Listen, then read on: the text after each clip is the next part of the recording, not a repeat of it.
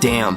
9-pack abs, and I landed the online friend I'd been talking to for 3 years. But the day we met in person, the second I saw her, I turned and ran. She grabbed my arm from behind. "Why are you running? Weren't you the one begging to meet me?" I stiffly turned around and gave her a deep, obedient bow. "Professor, I'm sorry, I won't do it again." But she wouldn't let go. Instead, she pinned me against the wall. Then she leaned in and whispered, "You've been calling me wifey for 3 years. Why the sudden switch? Didn't you say you wanted to nibble on me?" Today was the day I was meeting my online friend. I got up early to fix my hair and even bragged to my roommate before leaving. Watch me totally win her over today. Tom poked his head out. "What if she's super ugly?" I froze. No way, her voice sounds really nice. "I've even seen her biceps, they're bigger than your head, and her legs are long and pale." Tom brutally cut me off. "But you've only seen her in parts. If she were pretty, how could she resist posting a full photo?" My excitement was suddenly doused by half. But after talking for 3 years, even if she was a ghost, I still had to see her real face. Winter in Kun City was freezing. I shivered my way into the coffee shop. Then I suddenly saw someone familiar, so I secretly took a photo and sent it to Tom. "Look who I ran into," Tom replied instantly. "Isn't that Lucy the Hell Queen? Jack, your luck is awful." Lucy was a professor in Tom's department, famous for specializing in the path of no mercy. No matter when or where her class was, you had to be on time. 1 second late and your semester was over. Luckily, she wasn't my professor. I looked down and typed fast. "She's your department's professor, so she probably can't do anything to me, right? Besides, I'm in my 20s. Am I not allowed to date online?" I sneaked a glance and saw her walk straight to the window seat, graceful and distant. She even had the face of a leading lady. After waiting a while, my phone suddenly got a message. "It's cold today. Wear something warm when you head out." "Are you already here?" "Just got here. Take your time on the road. No rush." "I'm here too. I don't see you. What are you wearing today?" "A black wool coat." I looked around. It was still early and there weren't many customers in the coffee shop. And the only person wearing a black coat was Lucy. Then she sent another message. "Where are you?" I stood at the entrance, stunned for 2.5 full minutes. Then, of all things, a voice call came in. Lucy looked up, followed the ringtone, and saw me. The second our eyes met, I turned and ran. "Tom, save me! Why is my 3-year online friend hurt?" Unfortunately, the road was icy today. I slipped the second I started running.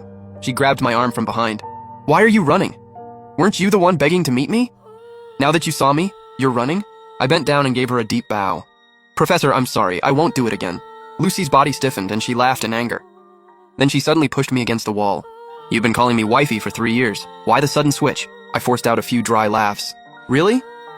Haha, maybe it's a misunderstanding. My phone gets wet all the time and glitches easily. It always changes dad to boss, so changing professor to wifey is pretty normal, right?" Lucy said nothing and kept staring at me from way too close for normal social distance. I steeled myself. Worst case, I'd kneel and beg. Lucy seemed to see right through my little plan and let out a soft laugh. Just when I thought I was free, Lucy spoke again. "The date has to continue. You should finish what you start. Until 9 tonight, I'm all yours. Everything goes according to your plan." One moment of extroversion bought me a lifetime of introversion. I spent 2 weeks begging her to meet me. I had made countless plans for the whole day. But now I was quiet as a mouse, obediently following behind Lucy, not daring to make a sound. Considering how cold it was outside, I really didn't have the guts to wander around with her. So I gathered my courage and said, "Professor, how about we watch a movie? The theater is warm and we don't have to talk. The day will pass quickly." Lucy stopped and looked down at me. "Sure, whatever you want." With a beep, Lucy unlocked the door.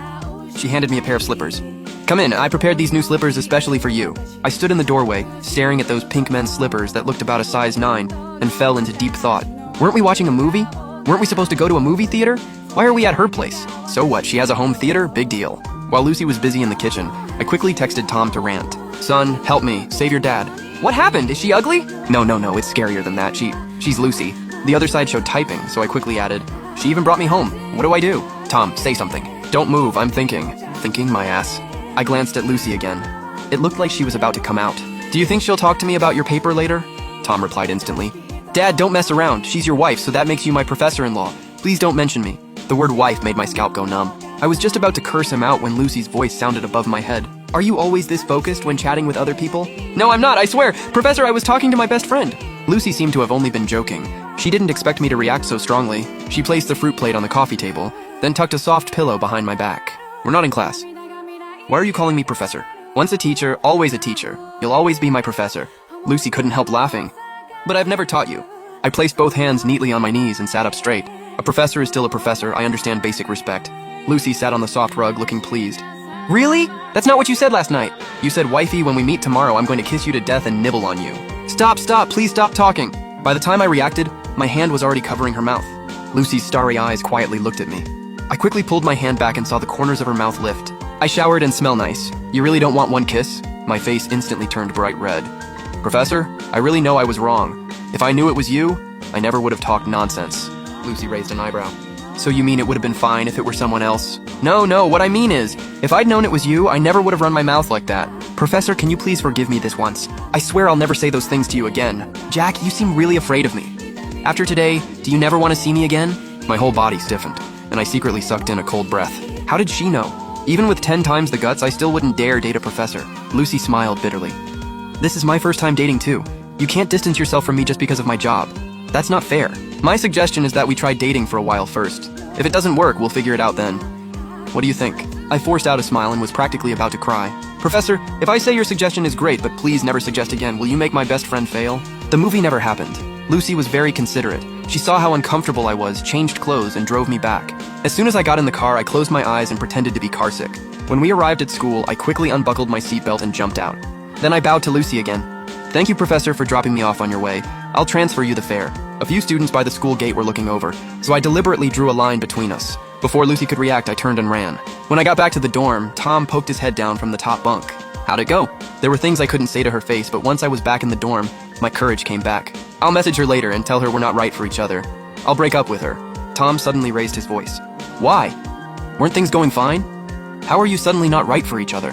Lucy the Hell Queen is only strict with students. What did she do wrong? Wow, okay, my dear son is already backstabbing me for his paper. Tom, I saved your life. I'm warning you. Don't bite the hand that feeds you. Just then, my phone suddenly lit up.